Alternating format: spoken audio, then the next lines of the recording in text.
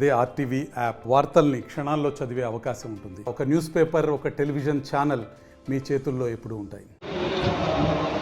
కేంద్ర ప్రభుత్వం ఇటీవల బడ్జెట్లో ఆంధ్రప్రదేశ్ పేరును పలుసార్లు ఉచ్చరించినంత మాత్రాన ఆంధ్రప్రదేశ్కు ఒరగబెట్టిందేం లేదు.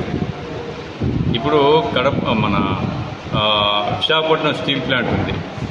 దాని రక్షణ కోసం ఇప్పటికి 2.5 సంవత్సరాలుగా అక్కడ కార్మికులు ఉద్యమిస్తున్నారు. అన్ని రాజకీయ పార్టీలు పోయి వాళ్ళకి మద్దతు ఇచ్చినాయి, కానీ ప్రైవేటీకరణకు వ్యతిరేకంగా ఇప్పుడేం మాట్లాడడం లేదు. మరి కుమారస్వామి పోయి మేము బాగా దీన్ని నడిపేటట్లుగా మేము చర్యలు తీసుకుంటాం అన్నాడు, కానీ బడ్జెట్లో బడ్జెట్లో దానికోసం ప్రత్యేకంగా చేసింది ఏం లేదు.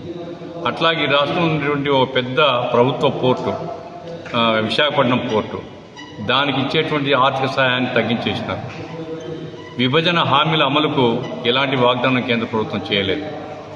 మేము కొప్పర్తిని అభివృద్ధి చేస్తాము, ఓరొకల్ని అభివృద్ధి చేస్తాము. ఏమిటి కాంక్రీట్గా ఇదిగో కొప్పర్తి కోసం ఇన్ని కోట్ల రూపాయలు కేటాయిస్తున్నాము, లేదా ఈ ఓరొకల కోసం ఇన్ని కోట్ల రూపాయలు కేటాయిస్తున్నాము. అది కదా కావాల్సిన బడ్జెట్లో. ఇదిగో 100 కోట్లు లేదా 200 కోట్లు అంటే ఇదిగో ఇన్ఫ్రాస్ట్రక్చర్ వస్తుందని చెప్పొచ్చు. అట్లాగే ఈ వెనుకబడ్డ ప్రాంతాల్లో పరిశ్రమలు స్థాపించడానికి ఇదిగో ఈ రాయితీలు ఇస్తాము, కార్పొరేట్ ట్యాక్స్ తగ్గించినారు. అట్లాగా వెనుకబడ్డ ప్రాంతాల్లో ఎవరైనా ఇండస్ట్రీస్ వస్తే మేము ఇదిగో ఇన్ని సంవత్సరాలు మేము రాయితీ ఇస్తామని చెప్పలేదు.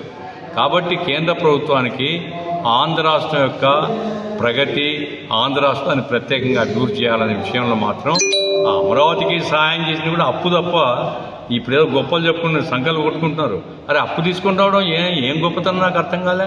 కేంద్ర ప్రభుత్వం బాధ్యత గ్రాంట్ ఇవ్వాలి. కాబట్టి కేంద్ర ప్రభుత్వం, భారతీయ జనతా పార్టీ ప్రభుత్వం 25 మంది ఎంపీలు సిగ్గు లేకుండా బలపరుస్తున్నారు. జగన్మోహన్ రెడ్డి ఎంపీలు కూడా బలపరుస్తున్నారు కదా, తెలుగుదేశం ఎంపీలు, జనసేన ఎంపీలు అందరూ బలపరుస్తున్నారు. వాళ్ళు మాత్రం పంగనామాలు పెడుతున్నారు రాష్ట్రానికి. కాబట్టి సిపిఎం పార్టీగా తీవ్రంగా ఖండిస్తున్నాం. రాష్ట్రానికి ఖచ్చితంగా వాళ్ళు గ్రాంట్లు ఇవ్వాలా, వెనుకబడ్డ ప్రాంతాలకు రాయితీలు ఇవ్వాలా. కడపలో స్టీల్ ప్లాంట్ పెడతామని యువజన హామీలు ఉంది. అయ్యా ఒక్కడన్నా మాట్లాడుతున్నాడా?